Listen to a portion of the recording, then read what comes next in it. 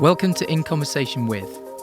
Join me, Danny Jarvis, as I sit down with guest DJs, promoters, record labels, content makers, and anyone making moves on the underground house music scene.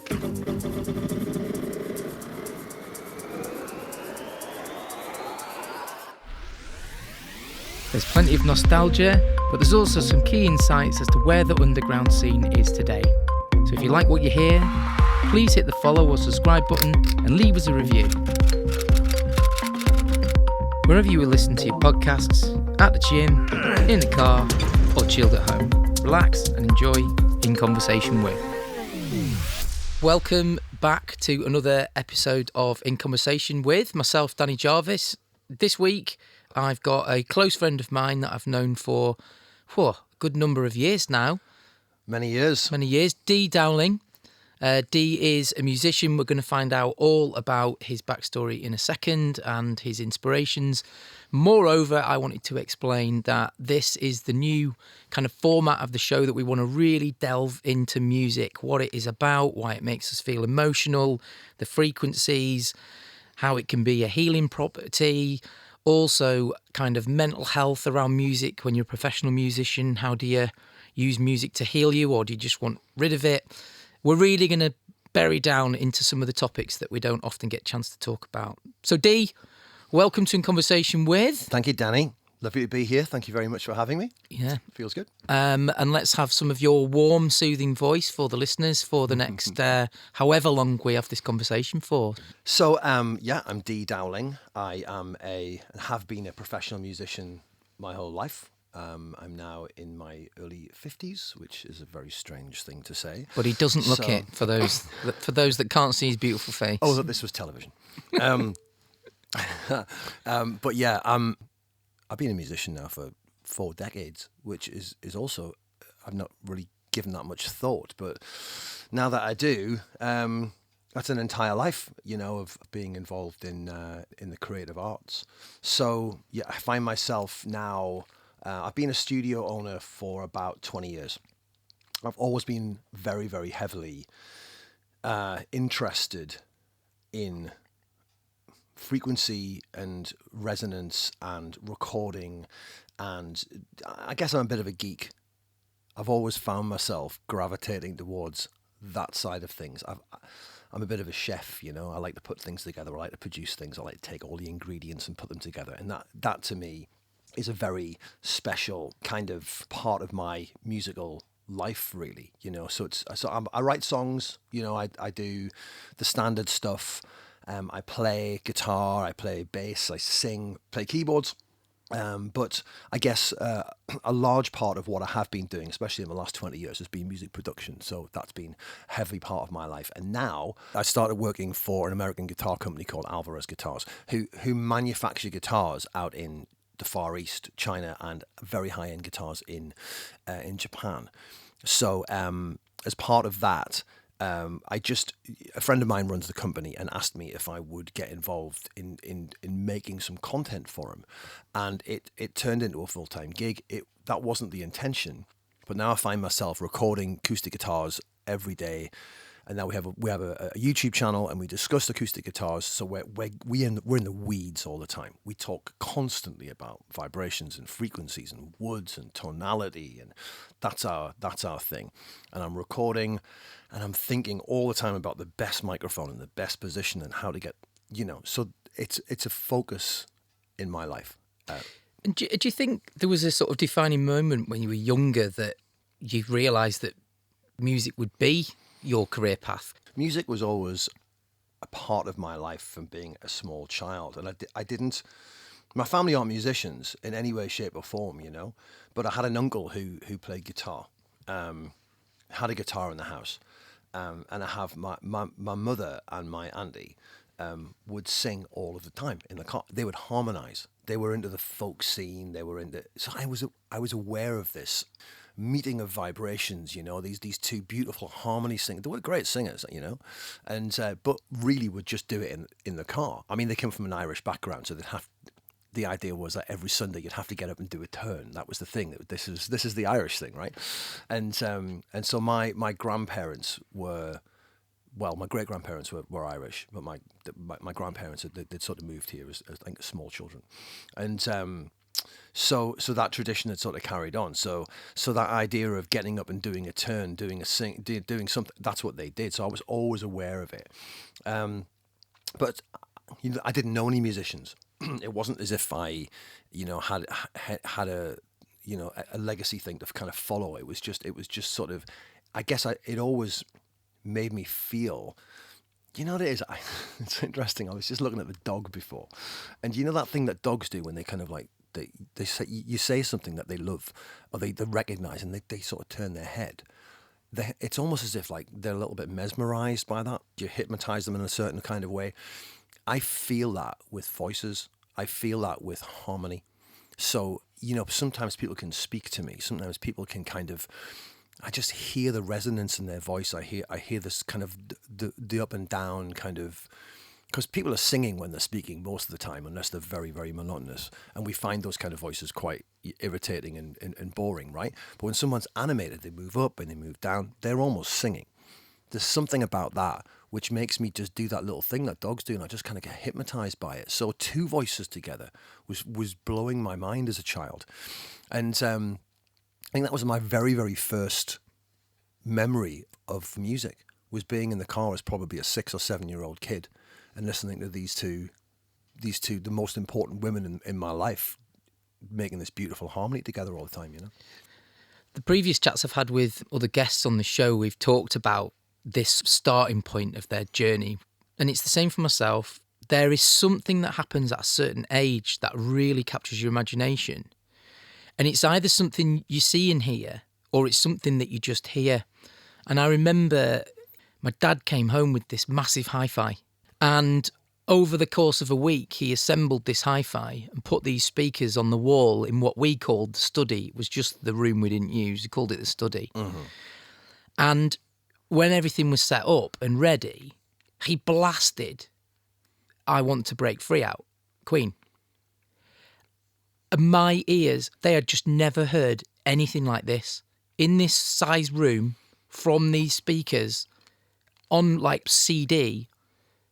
Now, previous to that, we'd been listening to John Denver and sort of melodic and harmonies, and I liked it, and I've always been interested in music. But there's something about the sound quality that came out, not just Freddie's voice. We all know about Freddie's voice. It was the crisp clarity of the music, the production. When I listen to music, I only need a few seconds, and I can tell if it's a certain quality. A very crisp, high-quality sound. Very clear, very well-produced. That speaks to me. The ear itself is a mechanism to take vibrations in. Yes. It's not about any noise. Noises can be good or bad. They can be indifferent. You can not even hear them. If it's a frequency you can't hear, you talked about your dog earlier. Sure. They hear frequencies we don't. So one of the things that's really interesting about this is that although electronic music is my musical outlet, and you could say yours is, what all music shares is how the ears take this vibration in and what those frequencies do once they enter into our heads. You have an emotional reaction. 100%. I remember I must have been about 7 or 8, and I hadn't yet started playing guitar.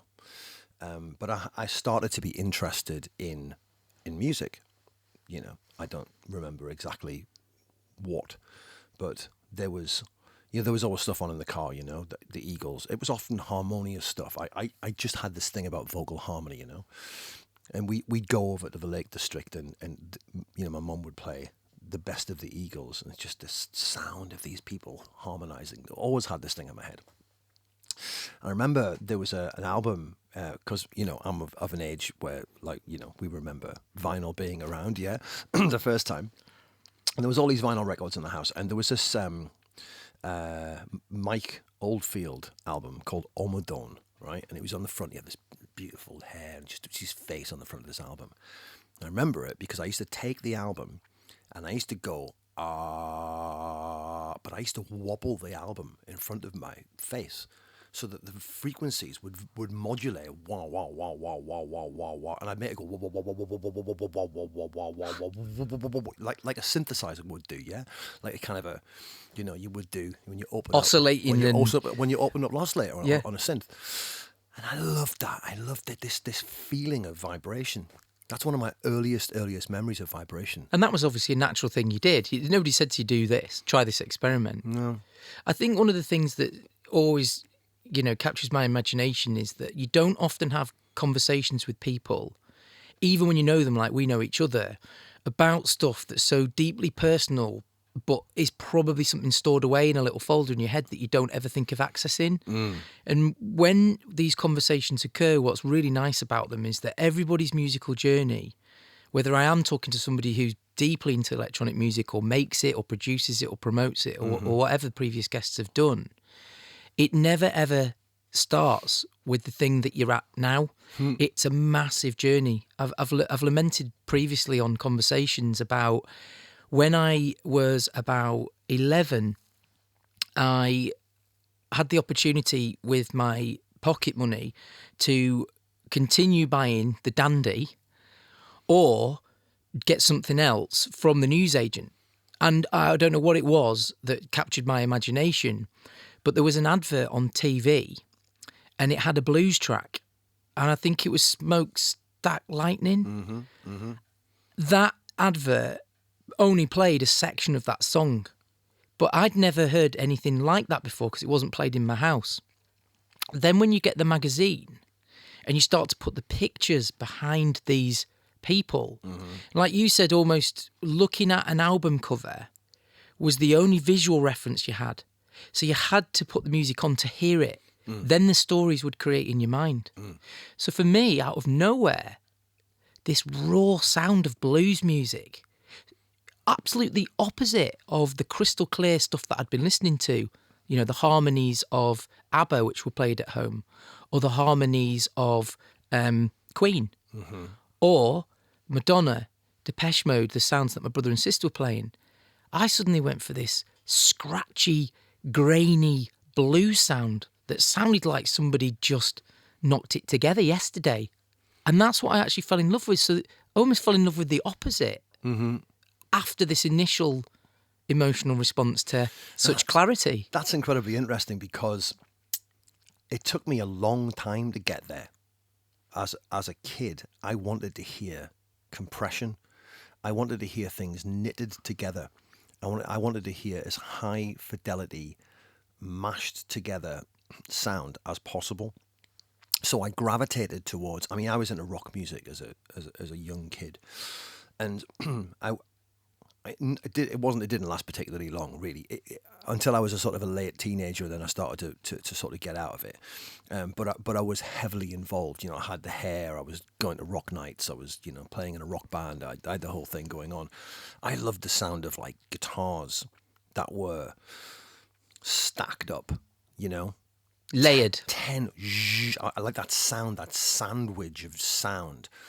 There was a lot of music around from only just before when I was a kid, those kind of like early 70s, any 60s music and early 70s music. I couldn't listen to it. I didn't want to listen to it. It sounded old. It sounded, I don't know, it just sounded archaic. It sounded disjointed. It sounded like it wasn't cohesive for me. And it took me a long, long time to finally sort of become connected with that kind of music. When I was younger, I guess I wanted to hear those very compressed sounds. I actually really secretly loved electronic music. I loved synthesizers. I loved the sound of it. Like, so the 80s when I was a kid growing up were all about, weren't they? They were all about. It was packed with it. It was all about that. And when CDs came out, I don't know how old I was. I was a young teenager. And I remember being absolutely blown away and didn't want to hear vinyl anymore. I didn't want to hear crackles. I didn't want to hear organic sounds. I didn't want to hear too much bass or all this kind of stuff that came with vinyl. It sounded like it was uncontrolled, And I didn't see it as being an organic, natural resonance or a natural kind of vibration, which it is, I saw it as being sort of almost like a kind of a, how do I describe this? Like the medium wasn't pure enough for me. I wanted I liked CD. I liked the sound of it. I wanted to hear music that was, so in another life, I probably would have gravitated towards electronic music and been a huge electro music fan. Well, I mean, we'll come to this later because, we sort of met a couple of weeks ago, didn't we? And I was looking at the stuff that you've been making in your studio, and you showed me some stuff that totally resonated with me in terms of a certain style of electronic music. So it's certainly not, again, out of your capabilities as a music producer to turn your hand at that. This has led me on to the sort of second segment I wanted to talk about really nicely, because there's a sort of magic, isn't there, in the keys of music. I think what I'm hearing from you, correct me if I'm wrong, and I hope that the listener is understanding this from both of the things we're saying, is that, okay, we've got music as a sound or a noise. We've got music as a frequency, which is essentially what it is. We've got the mechanism of the ear taking that in, and then the brain, processing that noise or sound. When you have a choice over what you put in your ears, do you naturally gravitate to certain keys? Because a lot of the music that I now listen to, because it's so data-led and the tags and the information is all in the record, once you enter into the software, the music will tell you what key it's in pretty much straight away. It sections it in keys and you know where it's at. If you said to me, Danny, what's a G? I could tell you that it's deeper. If you asked me what an A was, now I'm not a musician, and this is one of the beauties of having this conversation with you, right? So one of the old adages is, there is no new music. It's only different ways of playing the same keys, the same notes, the same things. However, there's got to be some science behind it, either for yourself, as in, this is just a key that melts me, or it's that experimentation with different keys to see if you maybe like other sounds. So where do you think it is? Do you think people naturally just gravitate to one key and they just want to stay there? I mean, some things traditionally sound positive. The key of D is a positive sound, and a lot of things. A lot of guitar music is sort of in open keys like D's and A's and G's. A lot of piano music is in flats and sharps. Piano players love black keys. It has a kind of a jazzy, kind of deeper sound to it. You do find a lot of guitar music is not in flat keys unless the guitar, unless the player has tuned the guitar down because it sounds richer down there. Maybe they've knocked it down a half step, and a lot of people do that, and I've done that a lot. So you end up inadvertently, with a song in D flat, C sharp, same thing. But you're only playing it there because the guitar sounds good like that. So it's a bit of a strange. When I pick up an acoustic guitar, which I do a lot now, I play a G chord, right? And the reason why I play a G chord is because all of the middle strings are not being fretted, right? So they're open, and the guitar, you can hear the guitar, right? So just for the listeners, what do you mean by open? Means that your finger is not on a fret, right? So it's like taking the guitar and just strumming it without adding your fingers. Just playing the note on its own. Exactly. And a G chord is, your one finger go. So basically, there's a high E and a low E as an octave on a guitar, yeah. E, A, D, G, B, E. So the low E is an octave below the high E. So if you put your finger on the third fret, that creates a G note, E, F, F sharp, G. That's the third fret. And if you just strum the guitar, that's a chord of G. Okay? So it's a very, very open sound. And I think it sounds great, It's got this kind of, the resonant, the box resonates, the wood vibrates, the strings are exciting, the bridge was exciting, the top, and you get all these lovely overtones that are happening. So sometimes that invokes an emotional response, and often a lot of guitar kind of music is in open keys. Even electric guitar music tends to be in D's and A's and G's, E's, because they're all kind of these open sounds. So I don't know whether that doesn't equate to electronic music at all. That's a completely different sound. I mean, I guess we're going to get into this at some point, but when a speaker vibrates, it vibrates the air in the room. It does something to the room. It does something to you. It does something to your clothes. It does something to the seat that you're in, or the shoes that you're in, and the floor. Everything's humming and vibrating. Some things sound amazing. Some things just sound a little bit jarring. It's your own emotional response. But yeah, the body, I don't know the science of why this happens, but the body does react to certain things. Like the frequency of a bass drum is around it. Well, the thing that makes your heart in your chest is about 63 hertz. That's low bass. It's not sub bass. It's low bass, and that elicits a kind of emotional, a physical response from your body. So that makes you want to get up and dance. That's an ancient thing, isn't it? That's an ancient human thing. Tribes, that beat of the drum. Again, this is where I'm headed with this, Exactly. is that there's some things that we don't think about. When you They're just stretch exactly. When you stretch an animal's skin over an object, and that sound, that will be around there. It'll be those low frequencies. You want to get up and move. You do something. It physically do something to your body. But it's the same with acoustic guitar, because you're sitting against the guitar. The guitar naturally vibrates. I want to say it's around about 100 hertz. It's low. It's still low. That's the kind of the fundamental on an acoustic guitar, on a low E, that open E.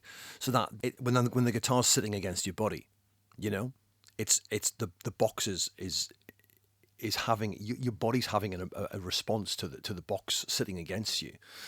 So it's the vibrations that it's all about vibrations. The whole thing's about vibrations. Music's about everything. It's about science, everything. But so I mean, this is really this is delving into the weeds of what I wanted to talk about. I don't often get the chance to talk about this myself. Okay. We'll have lots of different people who will be listening to this that are maybe producers or DJs or are doing different things in the studio, but they'll be sat very much in a room similar to where we are. And people who are listening to this can look at the pictures that I post with these. They'll have monitor speakers right in front of them. Mm-hmm. They'll either have a desk or a laptop or a computer, a keyboard, a synth, whatever instruments they're using.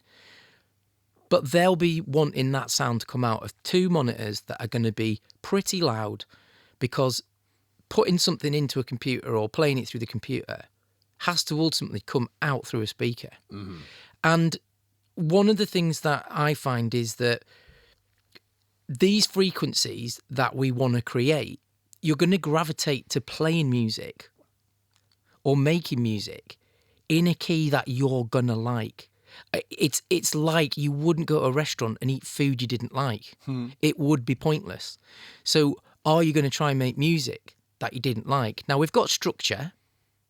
We've got parameters that naturally make music work. You wouldn't put this key with that key. You wouldn't have clashes. You wouldn't have beats off beat, not working with a rhythm. There is a mathematicalness to us, the universe, frequencies that work. So as a creator, when you sit down, and obviously you said earlier, you're a singer as well, there's going to be some parameters, because your voice you can manipulate and the tools you can manipulate, but you're going to know instantly if it doesn't sound right to you. See where I'm going with this? I do see where you're going with that, and in a sense, that's multitasking on a level that my ADHD doesn't let me kind of do. I don't think, or doesn't let me kind of. So it's a natural phenomenon, Dee. Maybe that's it. Is that your brain can't not do it? I mean, I'll pick up an instrument. I mean, I can do it with a piano. I can do it with a guitar. I can do it with a synthesizer. Something about that resonant frequency makes me want to sing a melody, hum a melody, play something else. So those clashes, not those clashes, but the harmonious, sort of Elements, aren't they? yeah, when they sort of come together and they vibrate in a certain way and create overtones. It's that which sometimes I'm just going to admit this, okay? Sometimes I'm in tears, not weeping, but I'll play something and tears will come to my eyes, and I don't know why that is. I'm not a weepy person, really, right? But there's something about music and those frequencies coming together, which has a fit emotional response. And it isn't like, oh, it sounds really twee. It isn't like, oh, right, I know I've got it because it's made me. I'm not saying that. I might just throw that away. But there's something about the way that those frequencies come together, which makes me feel something. So I know that I'm okay. So I might run with it, or I might go, actually, that's I'm going to throw that away. But I often get those feelings from music. Yeah. In about 1995, 30 years ago, there was a change in the sound of a lot of the music I listened to. Right. Up to that point, there was a lot of different sounds that I liked, whether it was drum and bass, quite heavy stuff, whether it was stuff that was kind of lively and jarring, like Prodigy type stuff that's got that real energy and real aggressive kind of energy to it. Yeah. And there was a couple of bits of music that came out and certain DJs were playing it that really changed how vocals went with a much more electronic sound. So we'd come out of the kind of gospel-y, kind of analogy sound of black singers that were very rich vocals. I liked all of that stuff in house and garage. And we moved into this different segment of almost using those voices, but with less organic sounds. And for a certain point of time, they worked together because your history of moving from one sound to another was guided by these artists or DJs playing this new music. Yeah. But then in like 96, it just stopped. And it's almost as if those voices didn't go with now the technology that was going underneath. Certainly not in terms of the songs being in choruses or lengthy songs. We started to shorten verses, started to shorten things to just sounds. And sounds crept in more and more. And that's the way the music went. And for me, it was at this point in 95. And there was, in the music, you could hear this in certain DJ sets. It was like a clash of sounds going together. But because it was of the time, you accepted it. And this is where certain DJs pivoted, because they were playing sounds that started to mould and weave together in a very different way, that it wasn't just playing exciting songs one after another. A bit akin to getting up in front of an audience and you've worked a set out that's going to get everybody dancing because you've been booked to make everybody dance. But what if you were booked to turn up and just play to a group of people that were willing to listen to whatever you were going to play? What would you do? So the music changed from being this formulaic way of doing things to this really experimental stage. And certain DJs... Where the DJ became the artist. Where the DJ became the artist, but he was still using other people's records, right? Yeah. Now, a lot of the music that I like, you mentioned it earlier about this production, about things knitting together. Obviously, everybody listening to this podcast is going to know that it was vinyl that you mixed together. That science was a physical skill. You slowed the record down or speeded it up. You used your earphones to get it in time. And you had to execute several things as well as moving things all at the same time to make the sound good. Plus, the pitches were wildly different. Yeah. When we started to move into this different method of mixing, it became much more about keys working together. Sasha is famously one of the DJs, and John Digweed, that managed to understand this. And what you would get is this almost wall of sound that changed and went up and down. And you went on this journey. But it's frequencies. It was noises. It was sounds. Now, one of the things that's going to be interesting in this is that when music changes for more technological instruments over your kind of guitars or whatever, there comes a point where you have to realise it is just sounds. It's not that one is better than the other. It's not that a guitar can make a noise that something else can't. You know, we've worked out to manipulate software a million times over to sound exactly like a guitar, even though it's not. It's a bit of software. What in your view do you think has made you interested in music that is both important to you in terms of playing it and feeling like it's authentic, that you want to play it, but also how trends change in that you feel you need to push yourself down a route that maybe moves with a certain movement of time or the technology that's evolved?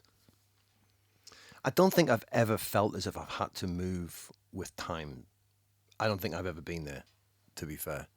And that's probably to my detriment, you know. I mean, I don't think I've done that. I mean, even in the sense of an album that I put out last year, which I'm in the process of kind of rehearsing and going out on the road with, it's quite an old sound. I mean, I've gone back to that thing which I didn't do when I was a kid. I didn't have those roots. I found the roots in my 20s, and I went back and found older music, and it spoke to me in a different kind of way. I don't know. I mean, I'll tell you something about dance music, about electronic music, which really blew my mind. Which I don't think was happening a lot in other kinds of music, was dynamic. The dynamics, the rise and fall, that ability to be able to take something up and up and up and up and up and then just drop it. And the anticipation of what follows. That blew my mind a little bit. That's a really good point. The rise and fall that you're talking about in the style of music that's kind of my favourite, but was of its time and has developed and changed, but the style of it is progressive. You had it in rock. If you imagine the electronic music I'm into is akin to what like progressive rock was to rock, you've got house music, and then you've got what I'm into, which is kind of pushing technology, but also doesn't need to follow such a linear narrative within its structure. Okay.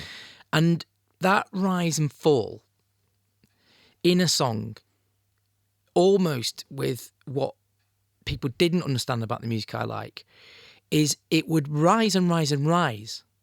And that was the excitement on the dance floor. But it was almost that when a person, jumps out of a plane, for example, when they're parachuting out of a plane, you go up in the plane and you've got all this excitement, and then there's just this couple of seconds of weightlessness, this real moment of, and that could sometimes just return to back where it was. And some people couldn't handle that on the dance floor, that you had all this energy peaking to this point, and then the drop would just go back to what it was, and then it would almost rebuild. When you think about modern electronic music, or people that have made it what it is today, God rest his soul, people like Avicii. I watched the documentary of Avicii. The guy was using a laptop. He's used all of this narrative that he's had for years and years and years. But he was definitely a musician. The way he understood keys and music, yes, there was a popular trend of a style of music that he was in, but he understood that. He understood this ramping up of energy and then releasing it, but also working with these organic singers and sounds that were very, very much stooped in anything that I could hear you play. And he bridged that gap that was like, nobody'd really done it in the way that he'd done it. And he's a standout artist for that, that if you listened on one part of his song, you'd think, well, that's a guy singing with a guitar. That's a country song. Yeah. Then you'd hear this element and think, well, that's as electronic dance music as you can get. But to put those two things together the way he did, only a musician could really understand how that would work. It's not a happy accident, is my point. No, I get that. I get that. I think sometimes where things become, sonically fatiguing or a bit vacuous is when they're just about a riff or a hook, and it's just A section, B section. If you're lucky, there's a C section, or it's just A's and B's and A's and B's, and that's not storytelling. That's not communication in the way that I see it, because I like a story. I saw a thing recently about I think Sting was being interviewed by a guy called Rick. Have you heard of a guy called Rick Beato? No. He's a American YouTuber. He's an older guy. He's a musician. He's really, you should watch him. He's really interesting. He taught his child perfect pitch. I mean, it's insane to see. Dylan, play me an E flat, 5 flat, and the kid would just play, or he would play something and the kid would tell him what all the notes were. It was just, wow. He's mind blowing. But he's also, become an established kind of podcaster and talks to a lot of musicians. He taught to Sting, and I saw this thing. I don't know when it was, recently, and Sting talked about this, how the art of the bridge has disappeared. This idea that you're singing a song about a girl, and it hasn't worked out, and you're going round in circles, and da da da da da. And this is the verse, this is the chorus, is a lament, and da da. But then the bridge happens, and you go, but there were some good times, and I remember when we did this, and then maybe you're changing your own mind about it, because maybe there's another. This sometimes that is lacking. I find it's like the connection, the story connection, that the answering the question within your own. You're trying to dive down something, and then the little voice in your head says, "What about this?" And I don't know. I think that's where good songs and good storytelling lies. In that approach. And I think sometimes when it's only about a feeling, when it's just about a riff or a hook or a beat or something, I find that sometimes a little vacuous. Yeah. Yeah, I think it's very difficult with music not to try and sound aloof or overplay your part in music theory or where you lie in it. I went to university, did a film and media degree. Yeah. We did every aspect of film studies, right down to the psychology of how the eye takes in the picture, what's going on screen, etc. So the history of cinema, the first time they showed somebody something being filmed was very famous, of a train coming towards the camera, and everybody in the audience ducked and dived out the way. They'd never seen it before, so they thought the train was going to crash into them. Yeah. Imagine where we're at now, right? So one of the things with the structure of things and storytelling is a great point, because in marketing, this is something I'm trying to talk to businesses about. We all have listened to stories for centuries.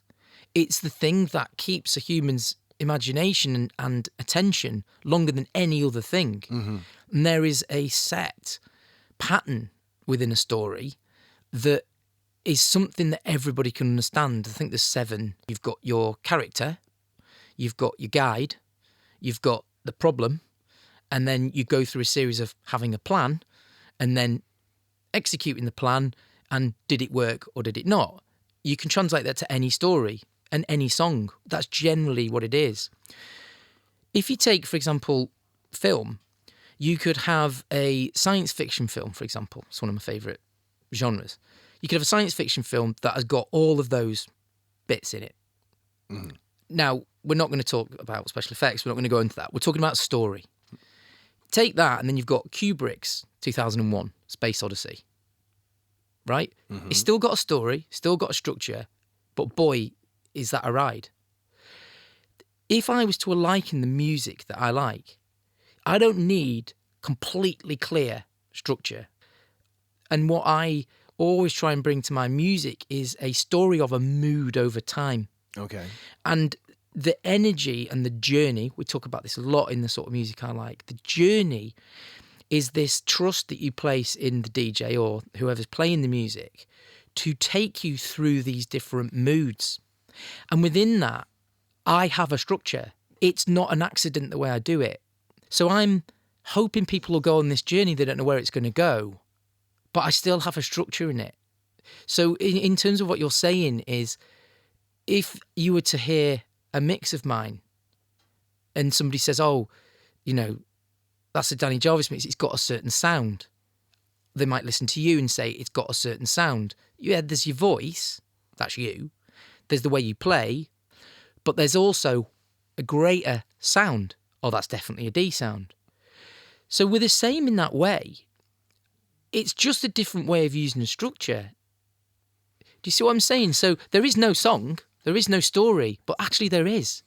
No, I saw that whole thing unfold when you were saying that. And I suddenly realized that, it's just perspective, isn't it? The story can still be told. Yes. Within the harmonic structure. I mean, jazz does this, right? Great example. Right? The introduction, the sort of, and then this kind of crazy frenetic, and then it resolves, or something happens, or it's open ended, Yeah. or there's a question at the end of it, or something.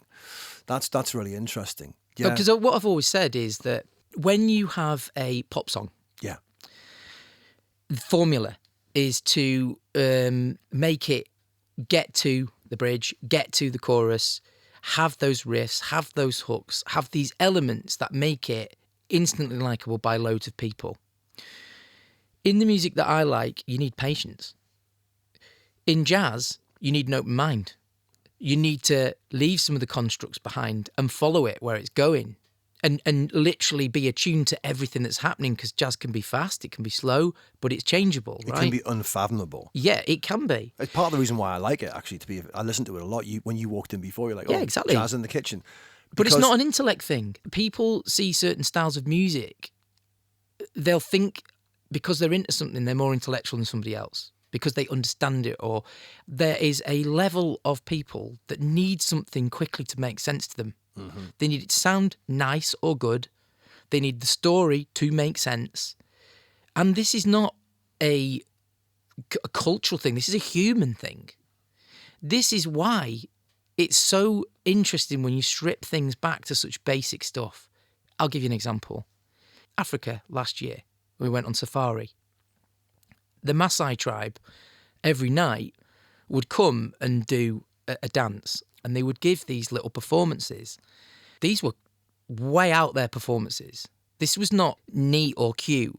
And they would all use these different voices they had and be jumping really high. There was no instruments whatsoever. They would clap and they would use their voices. Mm. And at different points, people would take the lead and would have a different kind of cry, a very sort of earthy, natural cry that was clearly in their, what we would say is their range or whatever. Mm. And if you just happened across this, you'd wonder what the hell was going on. But as you watched it, even though you had no comprehension what the language was, you could see there's a story. Exactly. There's a story going on. And if you watched it every night, they didn't just do the same thing. It was slightly different versions and variations. When you'd spent the day there and you'd met a couple of these guys and you sort of understood their little personality, you could then see it when they sang. They had a different story than the next person. It reminds you that music is an ancient thing. It's not about intellect, but you do need to experience it to understand it.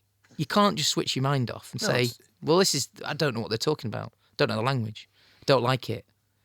But it's communicating something that we all know to be a universal truth, right? Like we understand the reason why we connect with music is because it connects with us. And our kind of experiences get interwoven. So, Dee, a bit of a bridge, to pardon the pun, onto the next topic, which flows nicely, is that keys, frequencies, whatever we want to start to call them, the last maybe 5 years, I have found that if I'm working or I am doing an activity that I need some peace, is better accompanied by music, but not music with singing, not music with drums, not music with patterns, what I would call that extra layer of noise. You mean like a kind of a healing music? Correct. when I worked in one of the dealerships upstairs in the office, I was aware when people left at night, once it went quiet, there was a certain pitch of noise, either from the lights or whatever, that I didn't like. So the route around that was to put my earphones on and find something that was soothing. Yeah. That's how it started. I started looking into different types of music to study to, music to listen to. And a lot of it on YouTube was certainly kind of algorithm friendly in terms of typing that in and things would come up. Some of it I liked, some of it I didn't, some of it wasn't long enough. So I started learning more and more about the different frequencies. So hang on, if this is like good for working to, and what else is there? And I started to delve into the different levels of frequencies that you could listen to for different moods, healing, regenerative, restorative, all these different kind of frequencies that can be used. Do you have any experience of this kind of music yourself? Do you use it? Are you interested in it? Well, it's very interesting because on every kind of level, emotional and physical, the music that we listen to, which we call standard, like Western pop, anything actually, is tuned to 440 A. The note of A being 440 cycles per second, and that vibration. I looked into this quite a lot. I mean, it's been a long time since I've even thought about these things, so maybe I'll get some of this completely wrong. So, but they standardized this, I think it was before the Second World War, maybe in the late 30s or something. The Rockefeller Foundation had something to do with it. I think it was some kind of British institute or something, but there's the inference that there's kind of like one of the leading Nazis, Goebbels or someone like that, had something to do with it as well. And they all kind of standardized this what A would be, because orchestras were kind of somewhere between 430 and 450 or something. It was all over the place. And essentially they landed on 440. And I think it was a bit later, I don't know when it was, after the war sometime, they actually said, okay, this is the international standard. But it's not really in tune with us. It's not really in tune with the earth, and it's not in tune with our bodies, and it's just not in tune with the universe. It's 432 is, well, that's they sort of use this as a kind of a healing frequency, don't they? They sort of say that music that's tuned just a little bit. I mean, the thing is, it's a bit of a strange thing, because I've experimented with, playing in bands and stuff. And I've got this Instagram picture of my guitar tuner being 432. And the truth of it is that we did try and play in 432 for about 2 or 3 nights. And I think it didn't feel exciting, if that makes sense. It felt just a little duller. And it's such a tiny degree that it maybe shouldn't feel that way, but it does. And I can really hear it. I think anybody can hear it. It just sounds a little flatter. But so yes, it's more calming. But with modern music and the way that we hear music and with the way that we hear vibrations in the songs and all the memories that it invokes, those songs all being in a certain pitch, for the most part, they're not always. I mean, some things were changed with tapes, were sort of moved up and down in pitch, to sort of, sometimes they used to speed up Beatles records or whatever to make them sound more youthful, and that kind of thing. So some things are not absolutely in pitch, but mostly we hear the same type of pitch and we have that memory for it. So it's weird how it doesn't kind of work with modern music, but it does have that feeling of, well, it's supposed to make you feel calmer, more relaxed, more in tune. I mean, this is quite another level of depth to potentially for us to talk about on a podcast about music. But a lot of the stuff you just said is, on one hand, my brain is thinking, well, is it because during that period of time, broadcasting became much more of a thing, across radio, and therefore, we used to tune radios in, so therefore are there certain frequencies that work better? The other, I mean, I'm just guessing, right? I'm no scientist. at all. But I guess what I try and always use in my head, my wife might call it mansplaining, but I try and think of something that sounds logical, right? If you had a frequency that you were putting across radios in different languages or whatever, a certain frequency might resonate better than another one. Now, if you've got 432, which is a calming, relaxing frequency, you wouldn't want that if you were trying to get people's attention. So if you twisted it off that, it would do something that made you go, oh, and listen. I've got this memory in my head that I think all military bands or something were already tuned to 440. So take from that what you will. Maybe We're talking 8 hertz difference. what's it called? Is it called semantics or something? Have you ever seen that? I think it's called that, right? Have you ever seen it when they've done those experimentations with like iron filings and sand and stuff and water, and they put frequency through these mediums and they come up with geometric shapes, and when it's like 432 or multiples of 8, because I think the world vibrates at 8 hertz. It's called something like the Schumann frequency or something, right? It's the vibration of the atmosphere. Yeah, it's not quite 8 hertz. It's 7.9 or something like that. But it's 8 hertz. Yeah, but it's so insanely low that everything that vibrates as a multiple of that kind of works and creates these beautiful kind of geometric patterns. You still get them at 440. They just don't look as complete. There's something. They're just a bit jarring. There's something not quite comfortable about the way that they look.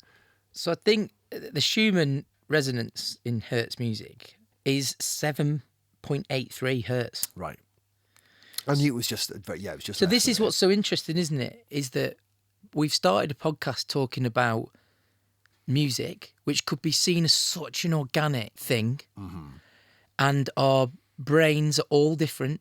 We're organic matter. It's a vibration that goes through the ear, that vibrates on your eardrum, but it's all mathematical. Yeah. And this is the beauty of any music, is that you can't really go round the laws of mathematics in certain things. I mean, 7.83. You know, you're saying 8, you're rounding it up because humans want to round it up, right? But 7.83. What would make somebody want to round it up to 440? Didn't Tesla say something about you could explain everything with 3s and 6s and 9s, yeah? You know, like a circle is 360 degrees, yeah? So when you divide 432 by 6s or 3s or 6s or 9s, you come up with whole numbers, yeah? When you divide 440 by any of those things, you don't. You come up with 0.6666667 or something. The circle's kind of not complete.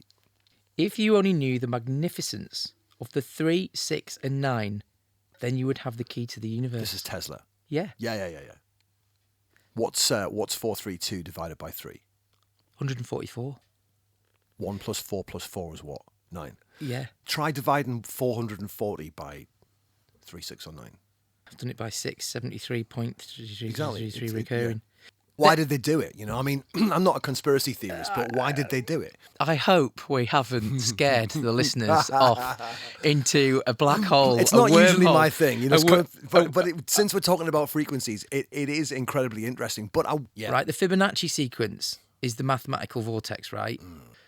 One of my favourite artists made a track called the Fibonacci, and that was about that. So it's inevitable, isn't it, that the sort of more you delve into what is a very organic thing. Yeah, well, I mean, music is maths anyway. Sort of the great composers of the Enlightenment, you know, I think Mozart composed. Would you say you were good at maths, though? I am not a mathematician, but I mean, my album's called Numbers. But you would know if you played a wrong note. I'm a bit obsessed, yeah, because your ear is telling you that isn't right. If you're creative and if you know something isn't right, it's either a gut feeling or it's your ears are telling you or your eyes are telling you. It doesn't. You don't need to know. It doesn't resonate. Yeah, I mean, it's probably that simple.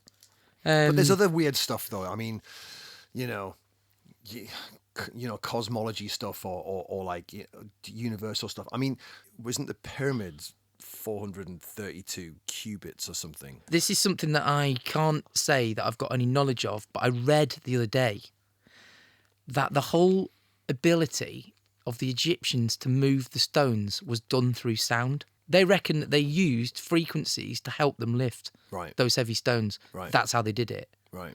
I've got other theories about them And in league with the aliens, but I don't think that's for this podcast. Excuse me. But like there's something to do with the sun as well. I think the sun's like 864,000 miles in diameter or something, which is double 432. There's loads of stuff like that. If you dive into it, you can go down a massive rabbit hole, and all the numbers add up. All those numbers add up. There's not just 432. There's also 528, isn't it? 528. 528 is to do with light. And they say that's the kind of love frequency. So 528 is like do re mi, or and mi has some kind of I don't know what the Latin is, but it translates into miracle. So it's kind of love and light, and it's about healing, So why is it that all these frequencies we know have a beneficial effect upon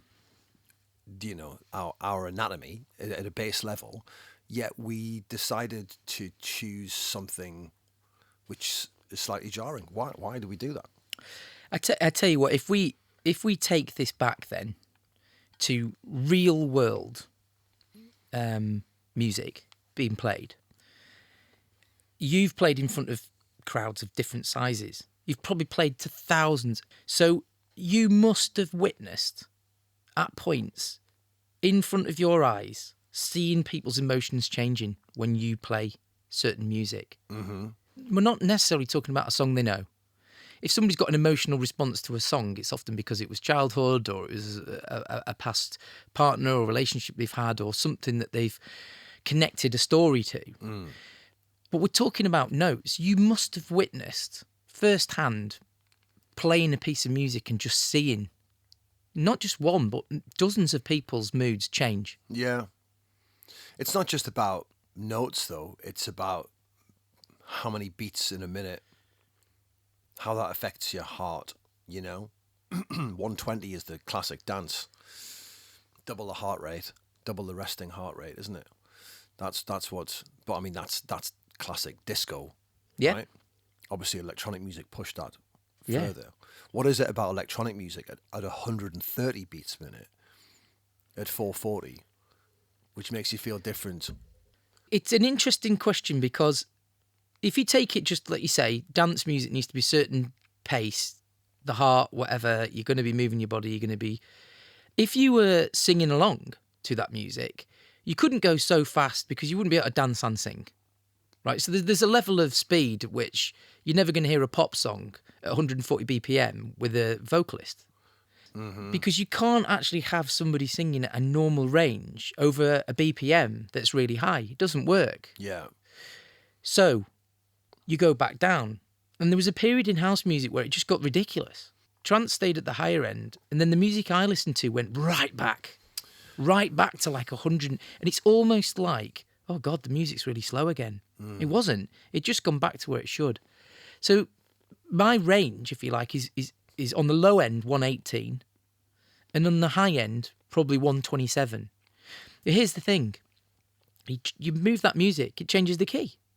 Yeah. So you lose some of what the original artist wanted that to be recorded in. This is one of the big debates about syncing and key locking in my music, because I could just grab all the music you've got and the technology would key sync it. Yeah. And it would sync it in time. Now, obviously, mixing has got to be in time. That's the whole point. It's mathematical as well. But as soon as you start changing the keys, which I don't do, I don't like doing that. I like playing the harmonic key wheel. So I like to play a song that I know A will go with E. Yeah. Right? So I work on that and I program that. Now, we've gone back here a step from what we were talking about, which is healing. Now, when you go back to these frequencies that don't have beats and don't have singing, don't have storytelling, don't have any structure, you now enter a world in which you're just with you and your ears and these frequencies. Yeah. So we talked earlier about like a frequency could be boo, boo, boo. You can buy music like that. Yeah, you can. That's the frequency. You can. The music I'm talking about, the Hertz music I'm listening to, Yeah. is like a gong Right. that plays. A Tibetan and the singing bowl. and the music moves. But and it's still got a BPM. It's still got exactly right. It's still got a certain pace. Okay, so there's no way I could sit working for hours listening to these frequencies if they didn't have something that was, dare I say it for want of an easy word, moving. Mm-hmm. The sound is moving. Some people might say, oh, that's never changed. There's nothing happening there. Well, I could tell you that there's hundreds of different sounds going on. They're all interwoven frequencies. Now, the next step is binaural music that moves, literally moves around your head. So, like hang pans in healing and therapy. Yeah. And they'll move these around. Yeah. That does something unbelievable. Have you had any experience of... I haven't, but I've a good friend of mine, my old mate from college who mixed and mastered my album for me, is somewhat of a bit of a superstar mix master guy out in Istanbul, and he's recently invested in a Dolby Atmos, and he sent me some mixes, and I haven't been able to listen to them properly because I don't have an Atmos system, but you do get a sense of, I don't know, I really don't know how my laptop is set up, but my Apple laptop seems to do some kind of encoding, and it was a very strange experience because I did hear some of those things behind me. I don't know how I'm doing that, but it's binaural. It's in a sense, isn't it? You, everyone's probably heard that classic binaural recording of a guy with in the barber shop. Have you heard that? No, that sounds quite good fun. It's an interesting thing to listen to. And the guy's like just cutting away with the scissors and stuff, and it's a binaural recording. And as he's moving behind you. You got a pair of like he's headphones cutting your hair. And you just it's really weird, jarring kind of experience because it does feel, yeah. I have never recorded in that kind of way, and I would love to experiment in that because it's really quite wonderful. Well, I mean, the one of the hertz that we haven't talked about, I think it's 928. And call it the pineal gland frequency of God, they call it. Yeah. You were very candid earlier about saying that, you can play a piece of music and it can bring you to tears. You can have a memory of a loved one or a cherished pet or a child, and it can bring you to tears. I'm not even sure it's that, to be fair, excuse me. I'm not even sure it's that. I think it elicits some kind of, primal kind of just triggered something. And 928 for me does that. Right. It's not like a memory No, thing. that's... It's just a feeling of why correct. It's an automatic response. Yeah. It's not something that you fabricate. It's not... Because when it happens, I don't think of something and it makes me feel like that. There's a certain track, we'll call it a track, it's like a 3-hour piece of music that's looped. There must be millions of loops within it. You can't quite tell, but it's this 928 penal frequency. It can bring me to tears. This isn't contrived, but actually the next podcast I'm working on that I'm going to do myself, I'm going to introduce people to these 3 particular frequencies we've talked about. I've written a podcast for myself and found the music, and I'm going to play them. So this will be the next episode because we've talked about it at length here. It would be interesting for people to hear. I'd like to hear it. Now, too. I'm going to challenge them because all I'm doing is going to play them 5 minutes of each of these frequencies. It'll be interesting to hear their comments afterwards, to see how many people can get through 5 minutes, because we are not trained in this modern world to have patience to listen to something. Yeah. We're trained to be ears pricked up, alert to certain things, being and doing things. The way we listen to music, we expect it to be pop song, we expect it to make sense. I can listen to these frequencies for hours, just in the background, doing work. I'm literally on another frequency. So I think it's important that if people like music, and are willing to explore things, you should change your mind about the structure of music and start to experiment it in different ways. I'm not for one second saying I think somebody could listen to a whole album of somebody humming. Different keys of people humming. I think that would be strange. So certainly the technology in the music that I'm listening to is doing much more than just playing you a frequency. Like I say, boo. You couldn't say I'm going to listen to a singer who only sings in key A. That would be weird, right? It would just be completely weird. But this style of music, the Hertz frequencies, it allows for experimentation with yourself. Yeah. Test it on yourself. How do you feel? That's Yeah. the only experiment. Listen to it. How do you feel? I mean, I have a lot of experience with recording things at 432. And I've never found them particularly exciting. No.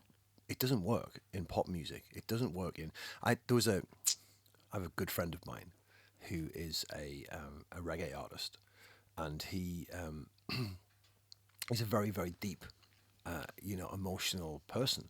His message to the world is, as you would kind of expect, of this idea of oneness and he's the most amazing artist, Kennedy. And we tried to record a track. He had this idea. He was the one who started to talk to me about 432. I was aware of it. So we tuned Logic. You can do that. You can tune the DAW to a lower pitch. So every instrument that I played, every synth or whatever we were using, we tuned everything to 432, and the track just sounded flat. It didn't have any life about it. It's weird. You got to ask yourself the question: would rock and roll have ever happened in 432? Would electronic music have ever happened in 432? Other than when you go into a spa, and you go and have a nice massage or a facial or something, and they have that lovely kind of music playing, and it's all this kind of like, it's probably what you're talking about, right? Like, it makes you feel instantly, okay, great, I'm just gonna, and you're not analysing it, but it's not making you feel excited. It's making you feel very kind of like, I just want to take some time and just relax here, and I feel okay. And it doesn't actually become annoying. It's very same. All that music is very samey. It has the gongs. It has the Tibetan singing bowls. It has those kind of like long, lush kind of choir like synths that sort of spread out. Very compressed. But it's and it's almost like quite empty. But it's very similar. But it doesn't make you feel annoyed listening to it. I think this is it. What we've sort of talked about the whole way along is that music creates an emotional response. Human beings are emotional creatures, and our emotions, quite rightly, change. Fight, flight, or freeze.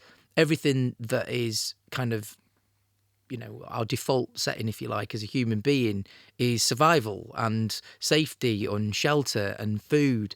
But in amongst that are these differing emotional states. Neanderthals or whatever would not know why they liked certain sounds and why they didn't. They just would have innately known that they would. I'm not for one second trying to delve into some history that I don't know anything about. But in terms of humans and the way we've developed, it's obvious that as we go on and on and on, there is a deeper science about like frequencies in healing and how music can heal us. Because actually, what you're saying is interesting. If a frequency is a certain sound and nothing happens, what does that make you do? It makes you look inward at yourself, because you have to then analyse what emotions you are going through. Am I bored? Am I excited? Do I want this to stop? Do I want this to change? That's very much meditation, right? Meditation is listening to your thoughts. Yeah. So in some respects, that kind of music is a guide for you to listen to your own thoughts, your own frequencies. And it is a guide. You're the hero of the story, right? We were talking about this story earlier. Yeah. The music is just the guide. Whatever's going on inside you is the story of the changing feelings. Now, you touched on something there that I wanted to talk to you about that's quite unique to you. You mentioned Logic, right?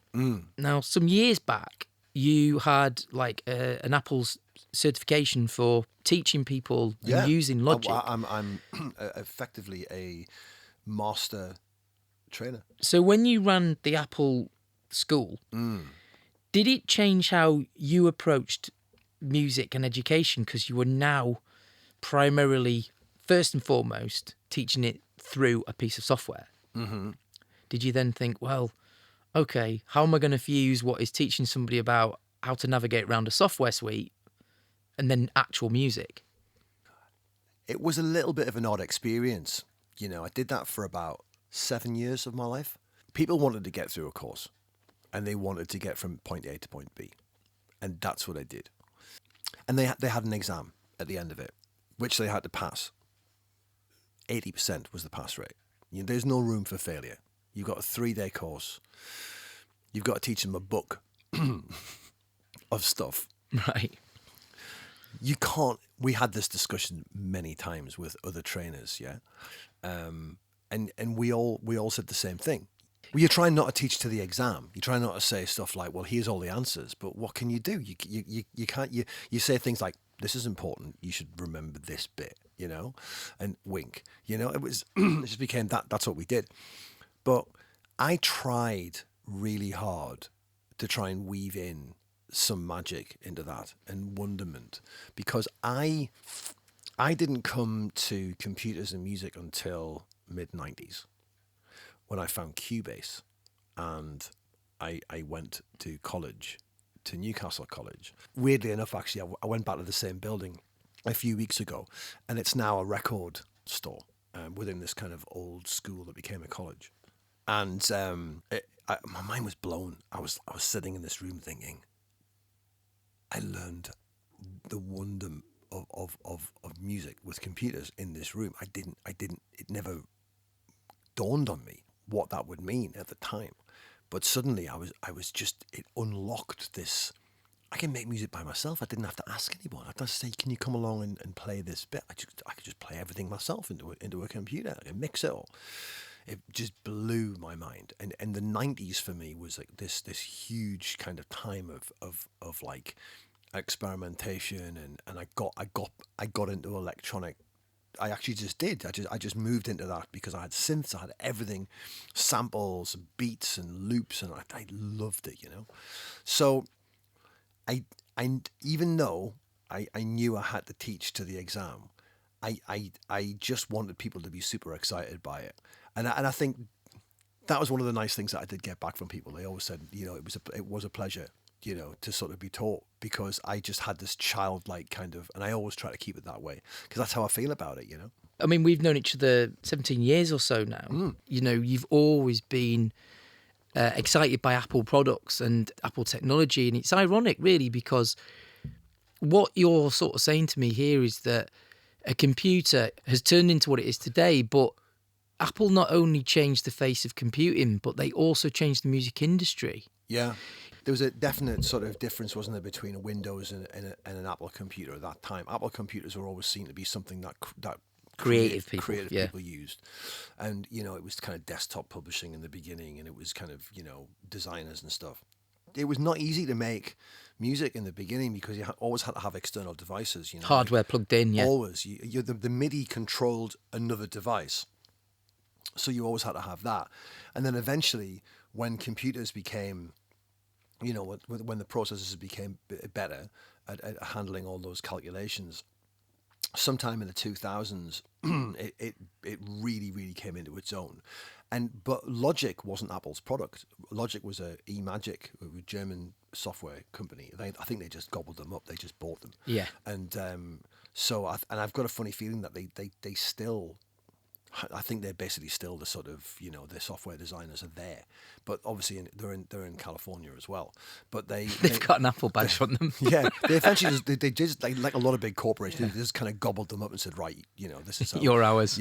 And then and Logic was actually cross-platform in the beginning. It was PC as well, and then it became Apple with the advancements in chips and stuff, and how computers could sort of handle all of that stuff. When Logic became a brilliant tool at producing stuff. So Pro Tools was always the industry standard, and to some degree kind of still is. But Pro Tools was never particularly good at MIDI. But Logic started as a MIDI program. It started as a thing called Notator.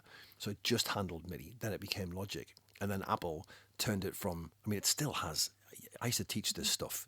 When I used to get to the next level up, the sort of advanced course, you'd look under the hood type of thing, as the Americans would say, and it's vast. I mean, there's 10 different ways of doing the same MIDI command in Logic. It's kind of crazy. So it's really, really deep. But as all those other things came into it, the loop browser, the ability to and now they have, other sequencer functions and stuff. It's a huge program for creative music production. So for somebody starting out, whether it's electronic music, whether it's, plugging their guitar in, or whatever sort of production that you would need, would you still recommend Logic? Start with GarageBand, because GarageBand and Logic is the same thing. So this is the clever, the sort of the genius of Apple. They if you want to learn video editing, start with iMovie, which is the doddle, and then Final Cut Pro is just literally it's obviously a paid upgrade, but you're in the same, essentially very similar environment. It's just like, oh, it doesn't do this, it doesn't do that. Well, it can if you use FCP, and it's exactly the same with and in fact Logic, if you don't turn the advanced tools on when you first start Logic up, it is basically GarageBand. You have to go into the advanced tools, click them all on, suddenly all of the options and nice, ins and outs kind of appear, and the other stuff. So, but GarageBand is a great way to sort of start. One of the things that blew my mind, I think it was last year, we came over to yours, Emma and you and I were talking about advances in technology, and you told me a story about a piece of music that had been AI made that you then tried to play, and then you gave it somebody and said which one's which. Am I getting this story right? I'm just trying to remember. I've been working with a songwriter. I spent a long time after the when the lockdown first happened. I'd already done a bit of this, but my business completely changed before I started working with a guitar company, and I spent about 4 or 5 years just working with kind of rootsy songwriters, and they would come along and they would say, I've got this idea in the guitar, and I've got or whatever on the piano, and I've got this a vocal line, and I would develop these songs, and through technology I would sometimes be able to get a finished production in a day. I mean, it would just be rapid, and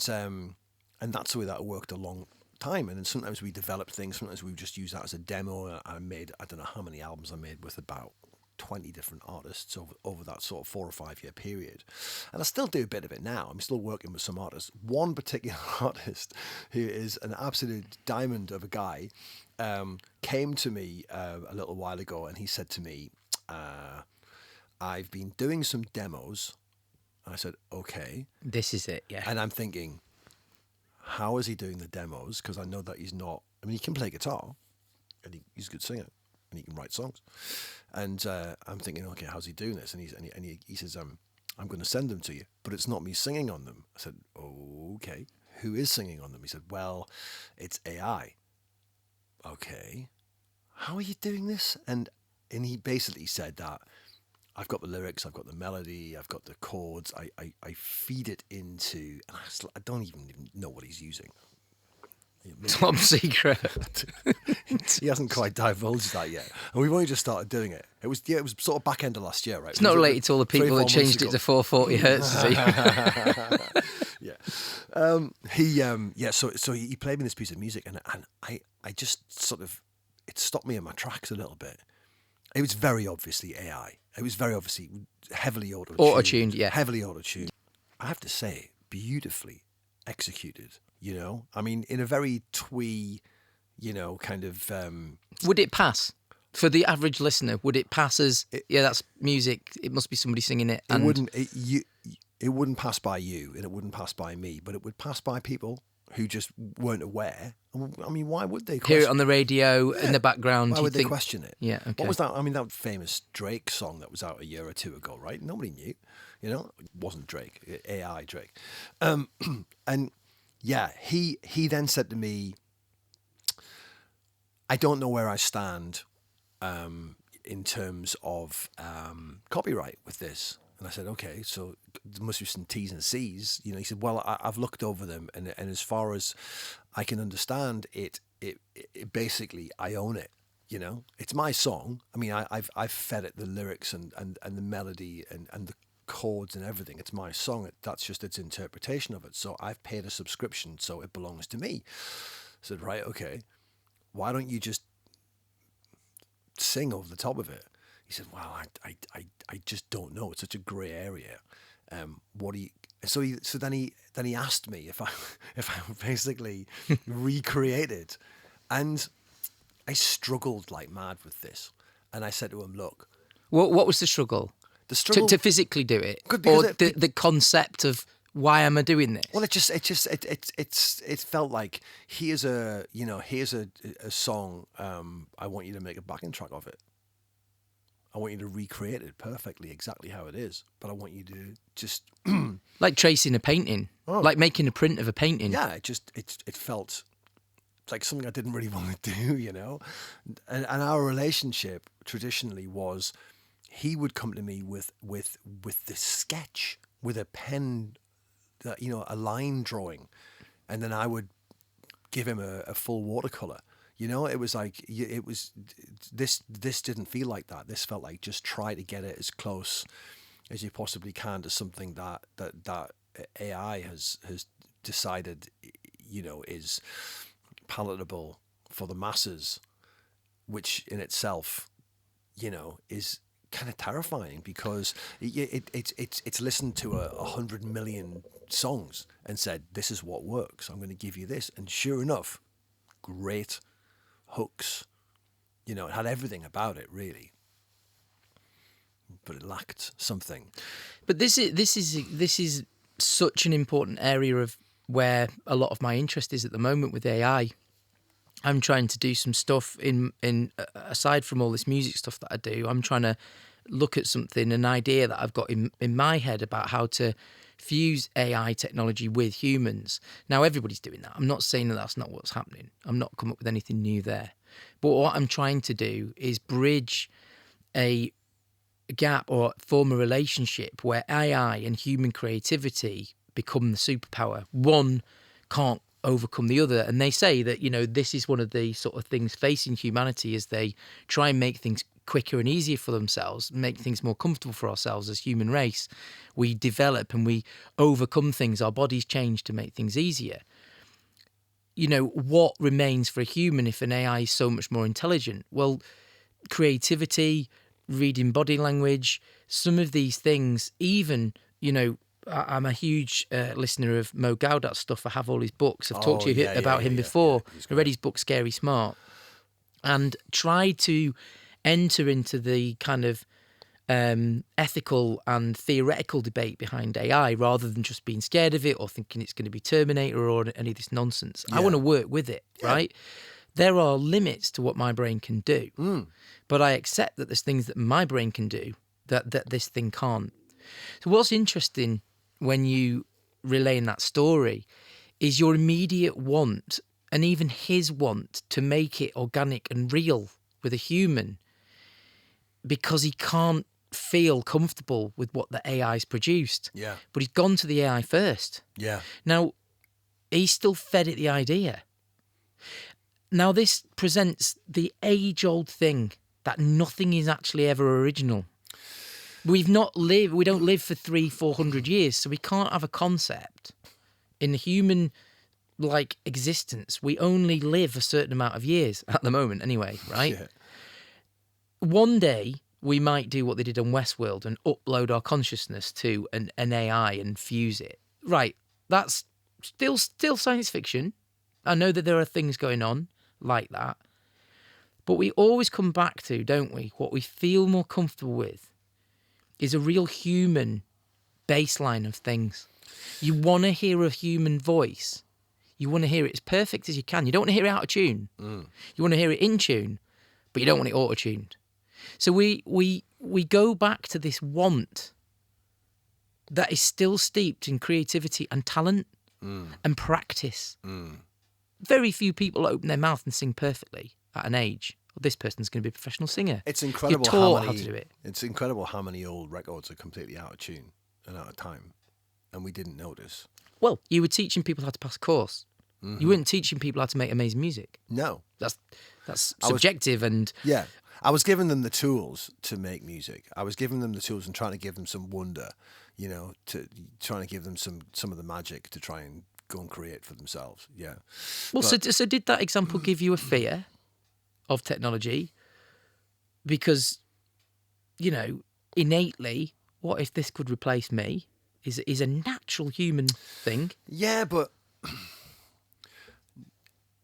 You've seen things come and go, right? I mean, when drum machines first came around, there was a whole movement to try and get them banned because they were going to replace drummers. Then they never did, of course, But and it's the same for all this stuff. Everyone fears the technology, but what is AI? What is AI doing when it's regurgitating all the songs? It's just taking all of the experiences of all the songwriters and all the producers in the world, and going, this is what humans like. I'm just gonna. I mean, it's not coming up with anything original. It's not. It's only giving you what it thinks you want. Because that's what you like. One of the most interesting parts of Mo Gaudat's kind of explanation, if you like, or theory, whatever you want to call it, in his book, is along the lines that one of the big fears about AI is that it becomes emotional. It becomes a sentient being. Okay. And he breaks down what he's very good at, Mo Gaudat, is breaking down these really complicated theories into. He's just a genius at explaining it. He used to work for Google X, and his background's amazing. He's a mathematician engineer, but he's able to break these really complex theoretical things down to make you understand by using very good examples. And he says, what is a sentient being? A sentient being is a creature that takes in all of the environment, all of the inputs, all of the learnt behaviour, all of the taught behaviour, and all of the natural things it can do, and is able to act around that. So his theory is, why could an AI not become a sentient being if really what we're talking about is data points? So imagine, and he uses the example of, the experiments they did for the driverless cars. So the reason they needed to do... Which I saw in California last week. Yes, a friend of mine put something on Instagram, and we'll come back to that. I just stared at it open mouthed as I watched it go around the corner. So what humans can't accept or understand very easily is that data points in our world can only be finite to the amount we can take in at a certain time. If data points are visual, then audio, then scouring millions and millions and millions and millions and millions of YouTube things. Do you remember the old forget your password, are you a human? Oh, yeah. You know that whole experiment was teaching AI? Was it? Yeah. The captcha. Where are the traffic lights? Where are the step ladders? So it was linked to the driverless cars. Oh. So that millions and millions of tiny fragments could say that's a lamppost, that's a flight of stairs, that's a bridge, that's a this. We were teaching the AI. We were helping it. I didn't know that. Yeah, they enlisted millions of people over and over and over to give them these inputs. Wow. So, back to my point, he's saying, if a being is sentient because it takes in data points, why can an AI, if it's 6 or 1 billion times smarter than us, not become a sentient being and think for itself and do this and protect itself? So, all that said, right, and let's take science fiction and Terminator and all these like terrifying thoughts away.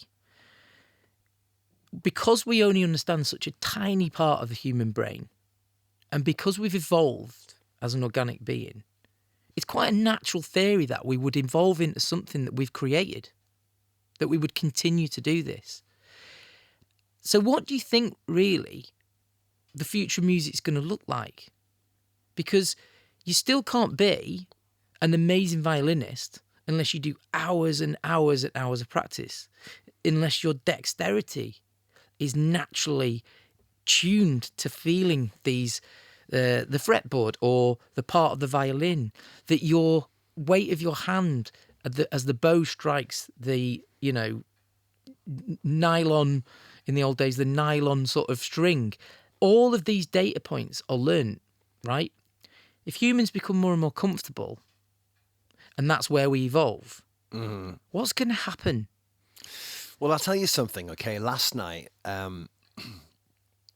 my friend, who I make some music with now, had sent me a track and said, "I love the sound of the clavinova, right, in this track. Have we got something like that?" And I said, "Yeah, definitely. I've got loads of stuff like that. And I messaged him back and I said, "This is really interesting. This is kind of out of tune and kind of out of time, and it sounds a lot older. It was like a 2005 track." And he said, "How do you feel about it?" I said, "I love it. I love it. It's really speaking to me." It was so real and so human. There was something about it, right? It was like people in a room playing, connecting together with music. And that is something that AI is never going to be able to do properly. At the risk of putting the cat amongst the pigeons, it's the electronic guys who've got to watch their back. Because, it can create beautiful sonic tapestries using synthesized sounds in perfect time, which is what electronic music is essentially, isn't it? It's locked into a grid, and it's very much about that synchronized beat. That's something that hypnotic kind of beat. I mean, you get that from what I was listening to last night, which was just a drummer and a clav player and a bass player playing, up the dusty end, as my friend calls it, like the top of the neck type of thing. Is lovely kind of like high pitched bass. That had a hypnosis about it as well, but in a kind of a different way, because it was so human. It was like it was up and down and in and out of time. Not in an amateur kind of way, in a way that was very, very human. But it's a very, I don't know. I just think that AI and human music is going to A divergence. It's going to pull apart. There's going to be a divergence. People are going to see, and I think the more that it's very difficult for AI to do convincing jazz or convincing folk music with acoustic guitars. I think essentially one of the, and people forget this, one of the beauties of being human is our flaws, is the imperfect. My friend was listening to a mix the other day that I'd listened to. It's by a very well-known DJ that's in my scene called Henry Sayers. He's a Spanish DJ and producer, runs his own record labels. For want of a better word, he's sort of out there and lives in kind of very much his own world, smokes a lot of weed, does his own thing. During lockdown, did these really stoned sessions for everybody and would just play this unbelievable music. And he captured sounds from his childhood. He's the sort of actual, if you were going to say to me, "Danny, give me a DJ and let me really try and understand this music, who would you choose?" I definitely know a few artists that I would give you and say, "Listen to this." Yeah. And one of the things that he does in particular that's very interesting is he uses quite analog sounds still that are bumpy and rough. And he did a mix the other day and my friend said, "Did you hear he crunched a few mixes?" And I said, "Yeah." And my friend said straight off, "Do you know what though? Quite like that, because it shows there's still a human behind all of this." And I mean, this is a really good place to start tying this chat up, because this essentially is where we're headed, right? In the industrial age, when people were farming and you had the feudal system and people were literally kings, noblemen, you had then peasants in the field reaping and sowing the crops and making it, and everything was like that. They then had the Industrial Revolution. Yeah. Machines doing 100 people's work in no time. Yeah. Then we had literally the whole system of having factories of people, which is where the working week came, right? Productivity, Ford, the motor car, all of these modern things changed everything. We're now moving into this space where humans aren't going to become useless. They'll just start doing other things that we don't yet know we need to be doing. What, we're going back to being hunter-gatherers? No, I don't mean that in such a way, but, you know... But in the sense of we're kind of not having to work for the man anymore. Yeah, and I think people are struggling with this idea that you're really going to have to find something else to do. I'm there now. I'm there now. What do I do when I'm looking for work? Yeah.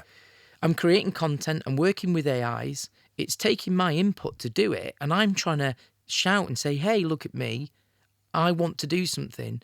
But I'm also 47. I've got this memory of the past and how things used to be done.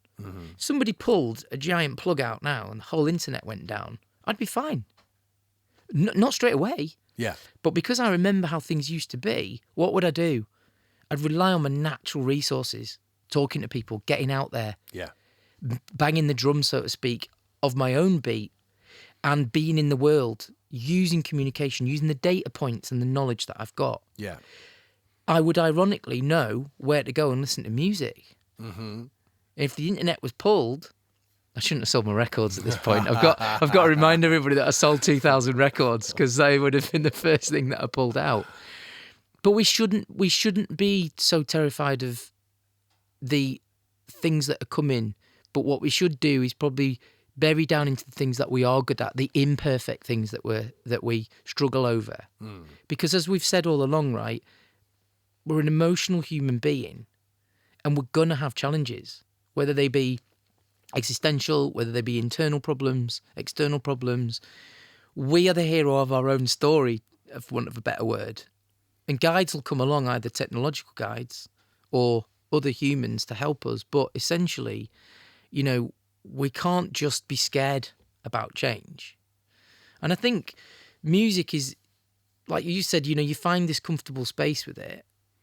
You're always going to be able to pick up a guitar and sing. You don't need to plug it in. You could beat a drum and hum and people would resonate with it. Yeah. And I think that's what's lovely about these music discussions is I that... almost feel as if like AI will just become what... Look, music ended up becoming a marketing tool, right? You know, it stopped being... I mean, what was music in the beginning? It was giving glory to the gods. It was giving, you know, it was religious. It only became personal, really, in the 20th century. Correct. It was rituals. Yeah, It was, yeah. Yeah. And then it became about expression as art did, you know.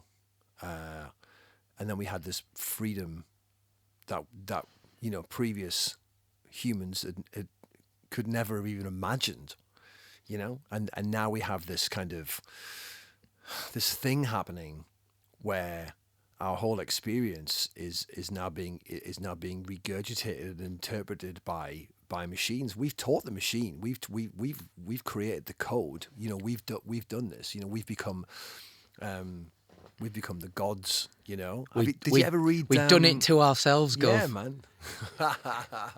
No, society's to blame. Yeah. Did you ever read Yoa Naval Yes. Harari? No, is that right? I've said yes, but the real answer is no. I know who you're talking about. Right. I've got the book. Right. It's on the shelf. I haven't read it. So there's two books that I read. The first one is Brief is History. Sapiens. Yes, which is Sapiens. the history Yep. of man. And prior to farming, you know, like for tens of or 100,000 years or something, you know, we were just existing as hunter-gatherers, and then we were starting to be tied to the land, you know, whatever it was 7,000 years ago, and then all of our troubles kind of started, you know, famine and disease and everything else, which wasn't there in the same kind of way, and you know, and we've just headed towards mechanization, and and his next book was where we're going from here, you know, I think it's called Homo Deus. And he talks about all kinds of crazy stuff, you know. He's an amazing person. You know, if you ever hear a podcast of him, he's amazing. He's wonderful. He can recall facts and Yeah. knowledge like very few people I've ever heard on. You know that you were saying about Mo, that idea to take very complex ideas and communicate them, you know, in a way that is digestible and instantly understandable. You know, like that kind of intelligence, you know, Is rare. is very rare. It's very rare, and these guys are. I would recommend to anybody to read both of those guys. But yeah, he almost talks about us becoming like cyborgs or something. You know, I didn't realize how much money was being put into that. It's not. Is it Google X, and they've got this kind of ambition that humans will live to 150 years. You know, and not that far into the future. You know, and that can't come around naturally. That's No. you know, things are being fused together, technology and humans, and that's kind of that's kind of terrifying. But yeah. So, what if we were to if we were to take all these things into consideration? And we've talked about a lot of stuff here. With all this in consideration, what is inspiring you to keep on making music? Storytelling, communication. I mean, it's just at the risk of sounding like an absolute dick. You know, I'm just it's like a vocational thing for me. It's not like it's not a career choice. It's just it's just who I am. It's what I do. I've always done it. This is my happy place. But it's also a place of you know, emotional kind of, you know, it can be kind of scary as well, you know, but I don't fear technology in any kind of way. I've always been a person who sort of embraced it, but I just use it to keep on doing what I'm doing, you know. So I don't feel concerned about the future. I don't feel in any kind of way, you know, oh, it's the beginning of the end. But maybe I will go back to a bit more organic stuff. Well, you know? you talked there about. I mean, we've talked about it as a thread throughout the whole of this is storytelling. You know, and try and take this question for what it is. Don't think too much about it. But if you could go back and collaborate with any artist, past or present, who do you think it would be?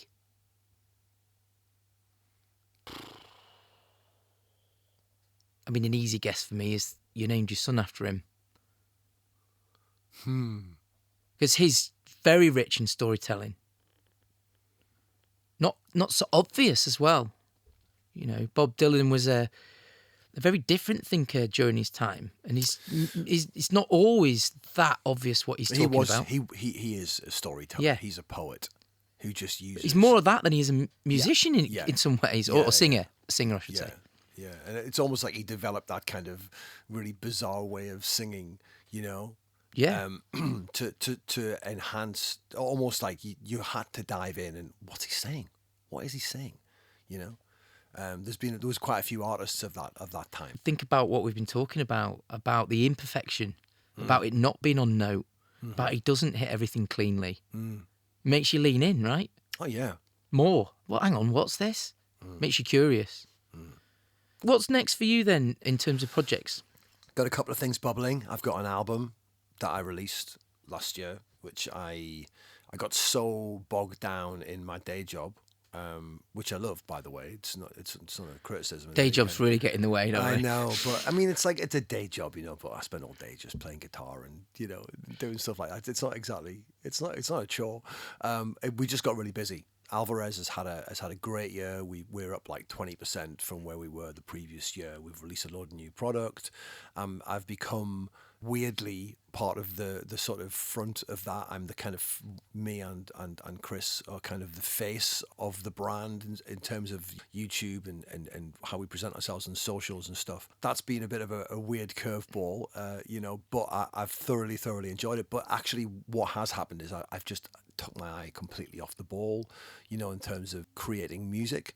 I've tried to weave that in. So this year is more about, that album is out. I'm going to do some promoting of it. I'm going to go out and play some shows. That's a little launch is happening fairly soon. But also, Chris and I have also got another project going on, which I think I played you a little while ago, which has that kind of almost acid jazz 90s kind of feel, looseness about it. And we've been using these great kind of like jazzy drum loops and some electronica, and we've gone back to old sounds like Moogs and and kind of like Nice. old like Juno kind of like sounds, and these lovely beautiful kind of synths, so that we're weaving all that in. So my music is thoroughly old school, Hammond organs and guitars and big 60s 70s more sort of sounding drums and stuff. And actually, the other project that Chris and I are doing is the polar opposite of that, and it's got this kind of wonderful, kind of funky, jazzy, kind of loopy electronica thing going on. So I'm just trying to be as just immerse myself in music and vibes. One of the things that I think has been a nice new question, a friend of mine gave me this idea, but it is translatable to yours. So in my group of people that are in electronic music, I would ask them as a bit of a fun question what their perfect rave would be. So if we were to, remix that, for want of a better word, Okay. into the style of music you're in, what in your head, and let's just make it easier for yourself, you're singing, what would be the perfect gig? If money wasn't an object to spend on the tech, and it wasn't an object to spend on the lighting, and you didn't have to sell tickets, you were just going to play the music you love, what would it be like? Wow, that is a really interesting question, and it's thrown me a complete curveball. I wouldn't want to play a stadium, right? I wouldn't want to play Glastonbury. That's not in my head. I'd want to be in some kind of warmly lit space where everybody was around. I was in the round or something, and it was like filled full of atmosphere and vibe and a bit sweaty and something. Do you know what I'm saying? Like Raw, a bit more raw, but Yeah. but not spitting sawdust. no, People that- comfy. Yeah, I think that's where I'm at. It's about I'm always about connection. I don't think you can connect to 100,000 people. No, I don't see that. I don't see how you could do that. Certainly if you're at the back. Your nearest audience member is like literally 100 meters away from you behind a barrier, and then just a sea of Yeah, and you can go to a concert and watch somebody on a screen and you don't feel like you're there. No. You are there, Yeah. but you're not really there. No. And you're not going to pay £5 million for a ticket to be. exactly. So no, I think real connection. How many people then? 2,000. Someone with a great Almost sound. like a theatre sort of vibe. Yeah. That sort of. Yeah, that's it. Everybody knows the words to the songs. Everybody's having an experience. Everybody feels connected, and I can just stop and let people sing back to me or something crazy, right? The words that I've, If you had to sum up the power of music in one sentence, what would it be? If I had to sum up in one sentence, it would have to be sort of tied up with resonance and frequency and vibration, and essentially that's the essence of it. The vibration between humans, one person catching another person's vibration, is what it is about. One piece of advice. So, musicians, producers, anybody that would be listening to everything we've talked about, what would you give them in terms of advice about finding their unique sound? Don't get caught up in the game of gear. It doesn't matter about the gear. It doesn't matter about getting the latest thing, the latest synth, the latest software, the latest plug-in. Nonsense. All of that's nonsense. Finish everything, no matter how rubbish you think it is. It doesn't matter. Seeing something through to the end and keeping on going. because procrastination is the enemy of all of that, of creativity, of everything. I know so many people who've got 150 bits of songs. If I was to play devil's advocate there, procrastinating can actually stop you from making a mistake. Do you think it's more about thinking it's worthy, labelling it to be something somebody else thinks is good? There's nothing wrong with you thinking something's no good, but you're right, you need to finish it. You either need to make it better and finish it, or you need to say, this is what it is. It's good enough. It's just, if it makes you feel something, then it's worthy. Dee, thank you so much for giving up your Friday afternoon in your beautiful studio, which I cannot tell you how jealous I am that not only is it so full of so many lights and buttons that I just want to press. I want to run and press as many buttons. Can I tell you something really? Basically, if Darth Vader, like when he came back from bollocking everybody at the Death Star and was pissed off and said, look, I need to go in my little pod, it would look like this, wouldn't it? It is funny, but do you know what the most important thing about this space is to me? Like the fact that we can sit here and have a conversation, and I have my garden, I have this space. Have you noticed it gets more organic as it gets towards the garden? Yeah. Is that by design? We go from high-end desks, tech, speakers for those that don't look at the pictures, to mixing desks, to amplifiers, to CD, DAT recorders, then a piano, drums, and guitars. A vinyl player. Yeah. And then trees. I know. Because... A vinyl player. Vinyl player, and oh God, check me out. It's not a record player. It's a vinyl player. Remember my old studio though. There was no windows in my old studio. I had no idea what was happening outside. No, the feng shui wasn't quite right in there, was it? And just the joy of being able to just sort of turn around and. If it's raining, it feels great when it's raining in here, like it's just green outside. I can just stick a mic out the window. Listen, Dee, amazing to chat to you. And you, mate. I hope everybody that's been listening has found this as fascinating as I have. I hope they're still here. I hope they're still here. If they're not, they might have gone off to listen to some binaural music. I mean, we've done our job then. But yeah, thank you, mate. It means a great deal to me that you'd sit down and have a chat about something that is pretty much your life story. So thank you. Oh, my pleasure, mate. Thank you very much. And I think it's great what you're doing. That's more power to you, I'll drop some links on for people if they want to explore you a bit more. We'll get all those so you can see what Dee's up to and links to his music and anything he's up to. And if you're a budding musician or you're looking to get some sound production advice or even do some recording, then you can do worse than look Dee up and get him to help you with that. Nice one. Till next time, my friend. Thank you, mate. Adios. Cheers.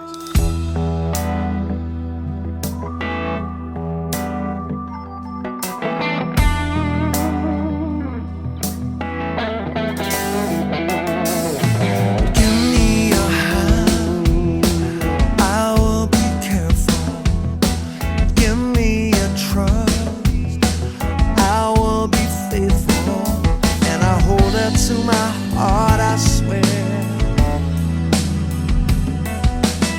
Take this with me everywhere.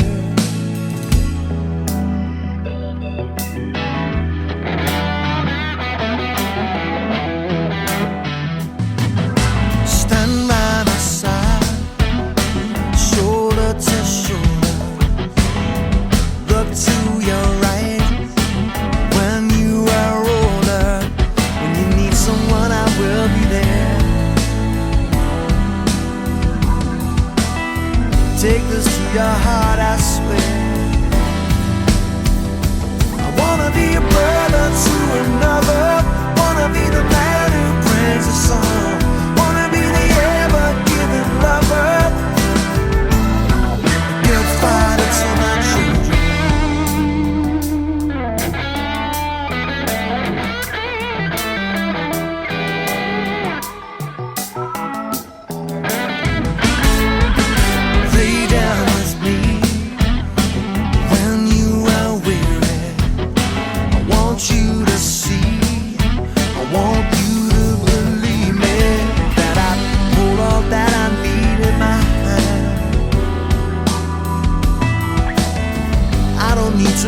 no plan. I wanna be a brother to another, wanna be the man who brings a song, wanna be the ever-giving lover, a good father to my children. I find no joy in hatred, all my fears just fade to black. And I don't want nothing from you, I just want you to know I got your back.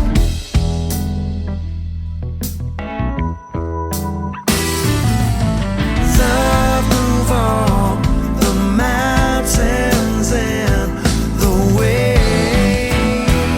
Oh, let me down to Jordan one fine day. Oh, yes, he did.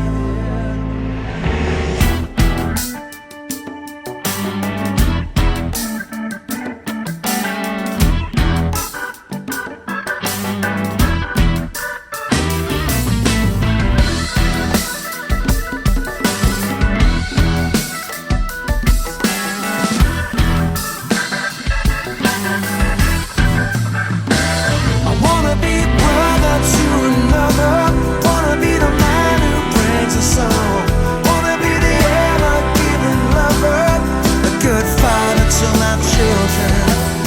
I find no joy in hatred, all my fears just fade to black. And I don't want nothing from you, I just want you to know I wanna be a brother to another, wanna be the man who brings a song, wanna be the ever-giving lover, a good father to my children. I find no joy in hatred, all my fears just fade to black. And I don't want nothing from you, I just want you to know I got your back.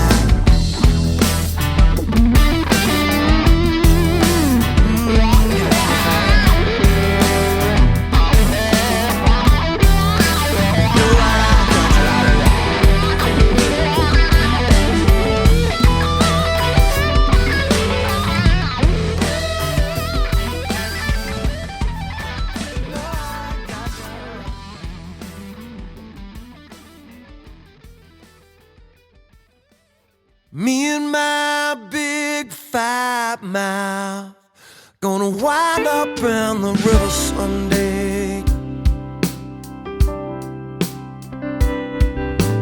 No one hear me scream and shout when the dirty water rushes me away.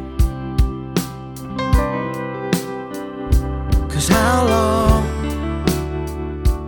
can some bitterness control you? How long can you live inside your head? When the sun comes up, I swear I'm gonna be a better man. Wherever there's hope,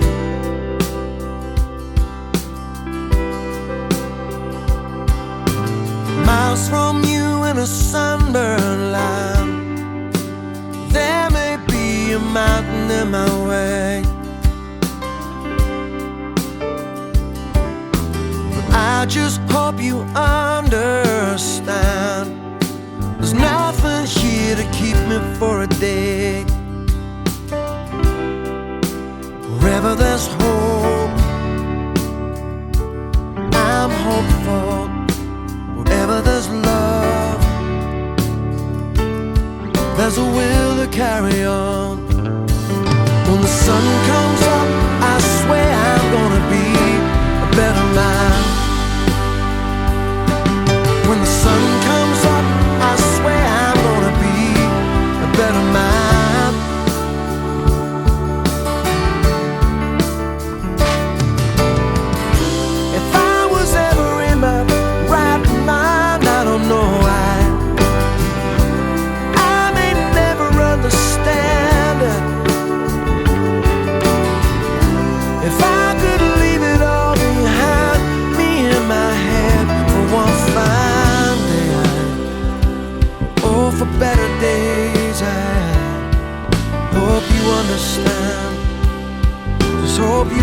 understand I can be a better man.